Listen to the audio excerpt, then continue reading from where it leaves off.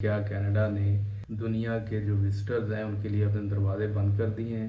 जो visitor visa application हैं वो 54% तक उनकी रिजेक्शन हुई है। स्टूडेंट परमिट्स जो हैं उसमें कोई 52% डिक्लाइन है। फॉरेन वर्कर्स हैं उनकी भी जो एप्लीकेशन है उनको रिजेक्ट किया जाता है। फिर अगर आपकी एप्लीकेशन रिजेक्ट हो गई है तो आपके पास क्या ऑप्शन है। तो इसके ऊपर अब दरवाज़े खुले भी हैं और जिन लोगों जो लेजिटिमेट नहीं है उनके लिए दरवाजे बंद भी हैं। लेकिन कनाडा की जो इमिग्रेशन है वो चलती रहेगी। ओवरऑल पूरी इकॉनमी के ऊपर प्रेशर आया, उसको रिलीज़ करने के लिए ये इकदाम बहुत ज़रूरी हो गए थे। तो आपकी जो एप्लीकेशन है वो रिकन्सिडर होती है। ऐसी कोई बात नहीं है कि उन्होंने पक्का ही आपको बैन कर दिया।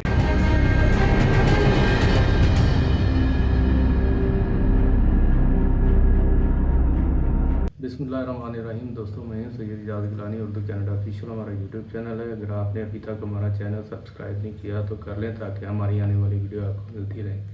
आज हम दो मौज़ूआत पे बात करेंगे। एक तो जो बड़े पैमाने पर कनाडा की विजिटर वीज़ा की एप्लीकेशन की रिजेक्शन है, फिर उसके साथ स्टूडेंट जो परमिट्स हैं उनकी भी रिजेक्शन जो है वो रिकॉर्ड तादाद में हुई है। और जो स्टूडेंट्स हैं पूरी दुनिया से, उनकी कनाडा में अब दिलचस्पी इतनी ज़्यादा कम क्यों हुई है।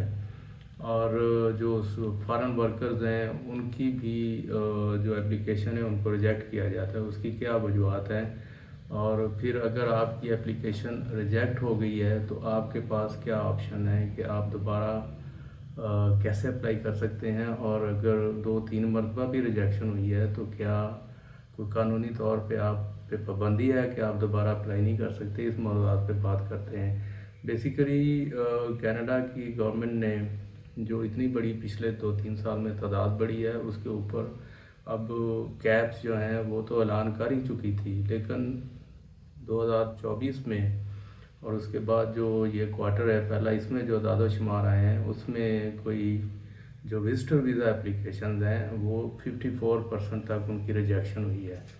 और इसके बाद ये एक यानी ख़बरें भी और एक किस्म का परसेप्शन बना है कि क्या कनाडा ने दुनिया के जो विजिटर्स हैं उनके लिए अपने दरवाजे बंद कर दिए हैं।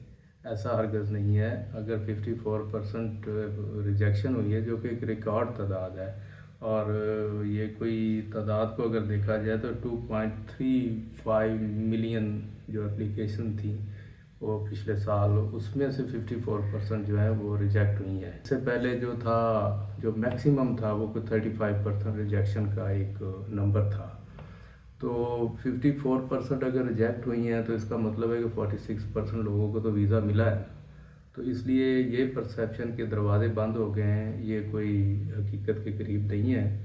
और जेन्युइन जो लोग हैं जो विज़िट पे आना चाहते हैं और जो लेजिटिमेट विजिटर्स हैं जिनकी एप्लीकेशन है उनको प्रोसेस किया जा रहा है। इसमें कोई शक नहीं कि कुछ साल पहले तक जो फेक डॉक्यूमेंट्स थे लोगों के, बहुत सारों के जैसे होता है जुगाड़ लग गया था।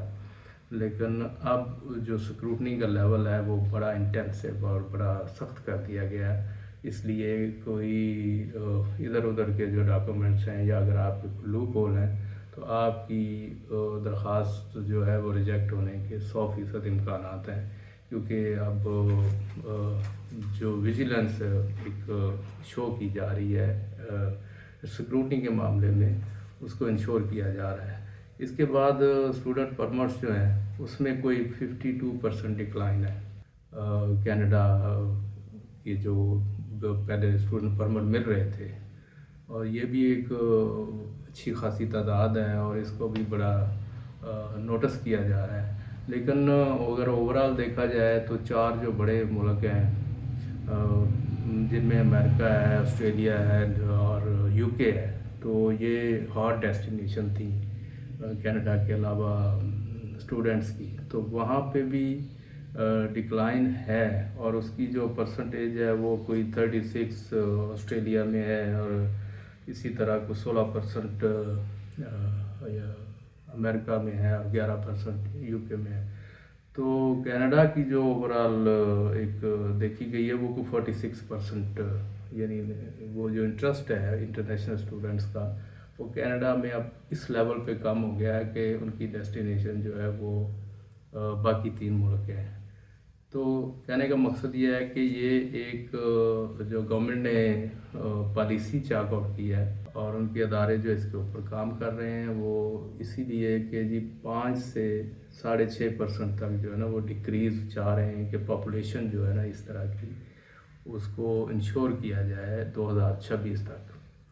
तो इसके ऊपर अब दरवाज़े खुले भी हैं और जिन लोगों जो लेजिटिमेट नहीं है उनके लिए दरवाज़े बंद भी हैं, लेकिन कनाडा की जो इमिग्रेशन है वो चलती रहेगी और विजिटर भी आते रहेंगे, स्टूडेंट भी आते रहेंगे और जो फॉरेन टेम्पररी वर्कर हैं वो भी मौजूद हैं। लेकिन जो एक मेस था पहले, जिस तरीके से गवर्नमेंट के ऊपर प्रेशर भी आया और ओवरऑल पूरी इकॉनमी के ऊपर प्रेशर आया, उसको रिलीज़ करने के लिए ये इकदाम बहुत ज़रूरी हो गए थे। अगर आपकी एप्लीकेशन वीज़ा की रिजेक्ट हो गई है किसी वजह से, कोई डॉक्यूमेंट अगर मुतमिन नहीं हुआ है, आप दूसरी दफ़ा भी अप्लाई कर सकते हैं, तीसरी दफ़ा भी कर सकते हैं।